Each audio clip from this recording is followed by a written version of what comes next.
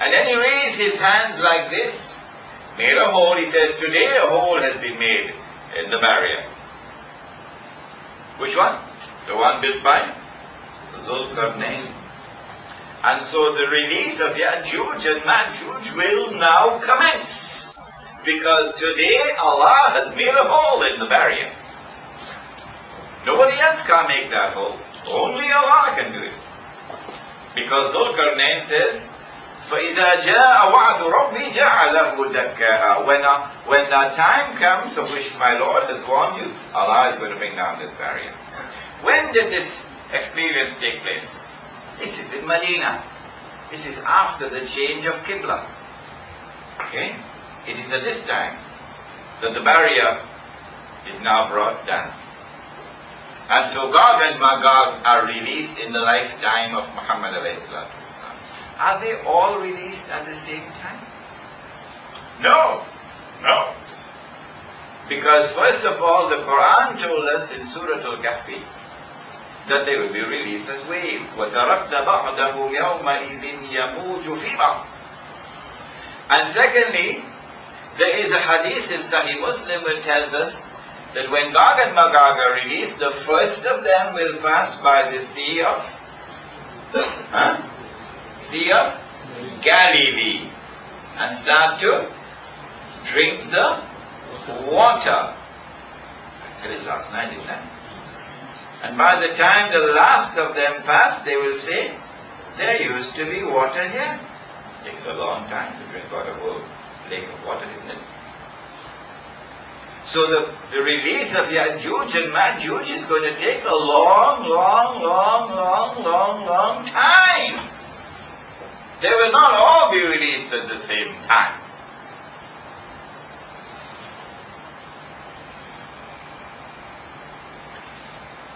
They were released in the lifetime of the Prophet ﷺ. Now we can try to identify them. Number one, we're looking for a people who, when they are released, the first people they will attack would be those people whose language nobody could understand.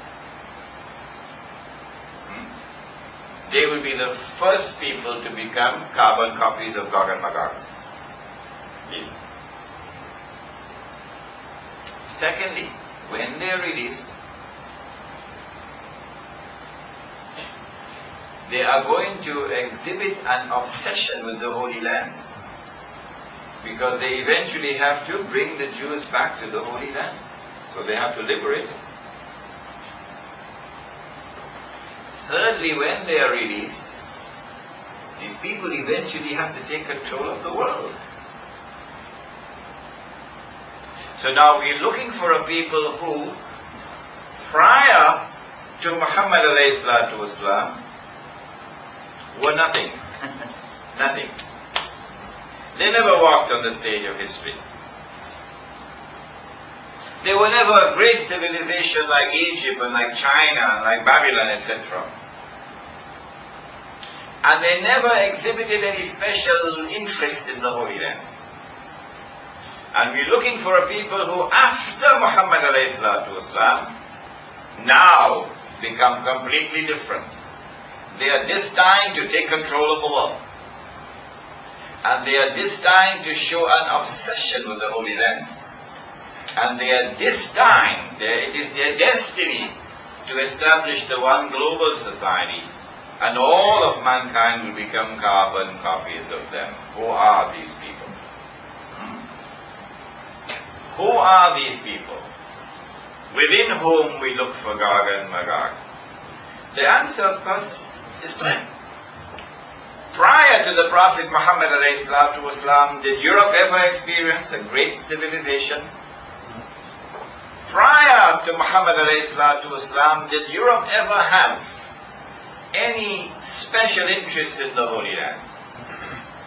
But after Muhammad ﷺ, Europe is different. The Crusades now take place. Europe has become Christian.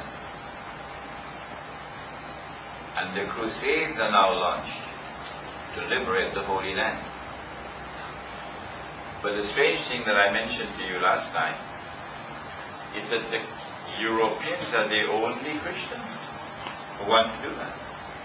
No other Christians have this obsession with liberating the Holy Land. No other Christians launched any crusade, only Europe.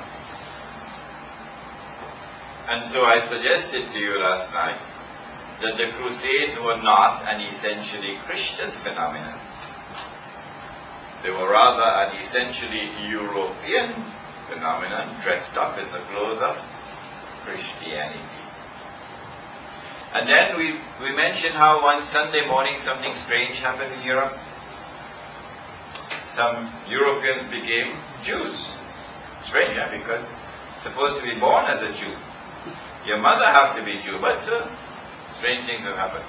So some Europeans become Jews. In fact, this is shortly after the Prophet Muhammad that it happened. And these Jews, these Europeans who are Jews, they also manifest a strange obsession with the Holy Land. They are the ones who eventually establish a movement known as the Zionist movement. And the mission of the Zionist movement is to liberate the Holy Land, to bring the Jews back to the Holy Land, and to restore the state of Israel. But the strange thing is that these are the only Jews who want to do that. The rest of the Jewish world is not a part of this. The rest of the Jewish world does not want to be a part of a struggle to liberate the Holy Land. Because the rest of the Jewish world says this can only happen when the Messiah comes. But the European Jew says, we're not going to wait for no Messiah. We can do it ourselves. I want to suggest to you, as I did last night, that the Zionist movement is not an essentially Jewish movement. No. It is an essentially European movement dressed up in the clothes of Judaism. And then I mentioned last night how when Europe abandoned both Christianity and Judaism, and Europe now became secular, because that's the meaning of secularism, isn't it? Secularism means you abandon religion. Religion is not only for the four walls of the church. Religion is not for the economy. Religion is not for politics. No. Religion is for the church. That's secularism. When Europe became secular, which is godless, the euphemism for godlessness, this Europe also exhibits a strange obsession with the Holy Land. It is Britain in 1917 which issues the Balfour Declaration, that it is the intention of the British government to work for the establishment of a Jewish national home in the Holy Land. In 1919, we said the British Army defeated the Turks and liberated the Holy Land, and between 1919 and 1948, the Jews come back. Europe opened the doors for the Jews to come back. Europe controls the Holy Land now. Prior to this, the Ottoman Empire never allowed the Jews to return. You can come back as tourists, yes, but you cannot come back to reclaim the Holy Land. And so now the Jews are back in the Holy Land, and the state of Israel was born in 1948. And so the answer is as plain as daylight. That Gog and Magog were released in Europe. In Europe. What part of Europe are we talking about now? Is it Western Europe or is it Eastern Europe?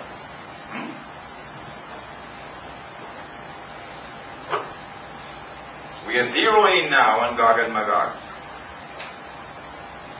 When Gog and Magog are released, then the world will experience a power which cannot be defeated.